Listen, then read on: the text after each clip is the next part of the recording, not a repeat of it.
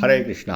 தெய்வத்திரு ஆச பக்திவேதாந்த சுவாமி ஸ்ரீல பிரபுபாதர் விரிவான பொருள் உரைகளுடன் அழிய ஸ்ரீமத் பாகவதம் காண்டம் 3 பகுதி 1 பராமரிப்பு அத்தியாயம் 2 பகவான் ஸ்ரீ கிருஷ்ணரின் நினைவு பதம் 27 பரிதோ வத்சபைர் வத்சாம்சாரயன் யஹரத் விபு யமுனோ பவனே கூஜத்விஜ சங்குலி தாங்கிரிபே.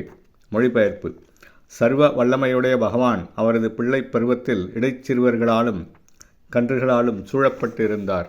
இவ்வாறாக மரங்களாலும் பறவைகளாலும் கீச்சிடும் சப்தங்களாலும் நிரப்பப்பட்டிருந்த அடர்ந்த தோட்டங்களை கொண்ட யமுனை நதிக்கரையில் அவர் பிரயாணம் செய்தார். நந்த மகாராஜன் கம்சமன்னனுக்கு ஒரு நிலக்குத்தகைக்காரராக இருந்தார். ஆனால் அவர் ஒரு வணிகர், வைசியர் குடும்பத்தைச் சேர்ந்தவர் என்பதால் அவர் ஆயிரக்கணக்கான பசுக்களை பராமரித்து வந்தார். சத்திரியர்கள் மனிதர்களுக்கு பாதுகாப்பு அளிப்பதைப் போலவே பசுக்களுக்கு பாதுகாப்பு அளிப்பது வைசியர்களின் கடமையாகும். பகவான் பிள்ளை பிராயத்தில் இருந்ததால் இடைச்சிறுவர்களுடன் சேர்ந்து கன்றுகளை பராமரிக்கும் பொறுப்பு அவரிடம் ஒப்படைக்கப்பட்டது. இந்த இடைச்சிறுவர்கள் அவர்களது முற்பிறவியில் பெரும் ரிஷிகளாகவும் யோகிகளாகவும் இருந்தனர். இத்தகைய பல புண்ணிய பிறவிகளுக்கு பிறகு பகவானின் சகவாசத்தை பெற்று அவருக்கு சமமாக அவர்களால் விளையாட முடிந்தது. அத்தகைய இடைச்சிறுவர்கள் கிருஷ்ணர் யார் என்பதை பற்றி அறிவதில் கருத்தை செலுத்தவில்லை. ஆனால் அவரை மிகவும் நெருக்கமான அன்பிற்குரிய ஒரு நண்பரைப் போல் பாவித்து அவருடன் விளையாடினர். பகவானிடம் அவர்கள் அளவு கடந்த பிரீத்தி கொண்டிருந்ததால் பொழுது விடிந்து பகவானுடன் எப்பொழுது ஒன்றாக பசுக்களை மேய்க்க காட்டிற்கு செல்வோம் என்பது பற்றியே சதா நினைத்து கொண்டிருப்பார்கள். யமுனை கரையிலுள்ள அழகிய தோட்டங்கள் மாமரங்களாலும் பலா மரங்களாலும் ஆப்பிள் மரங்களாலும் கொய்யா மரங்களாலும் மற்றும் ஆரஞ்சு, திராட்சை, தீங்கனி மற்றும் தென்னை மரங்களாலும் மற்றும் பல செடிகளாலும் நறுமணமுள்ள மலர்களாலும் நிறைந்துள்ளன. இத்தோட்டங்கள் யமுனை கரையில் இருந்ததால் இயல்பாகவே வாத்துகளும் கொக்குகளும் மற்றும் மயில்களும் அங்கு வாழ்ந்து வந்தன. உன்னத பூமியான பிருந்தாவனத்தில் பிறந்திருந்த இவ்வெல்லா மரங்களும் மிருகங்களும் பறவைகளும் புண்ணியமுள்ள ஜீவராசிகளாகும்.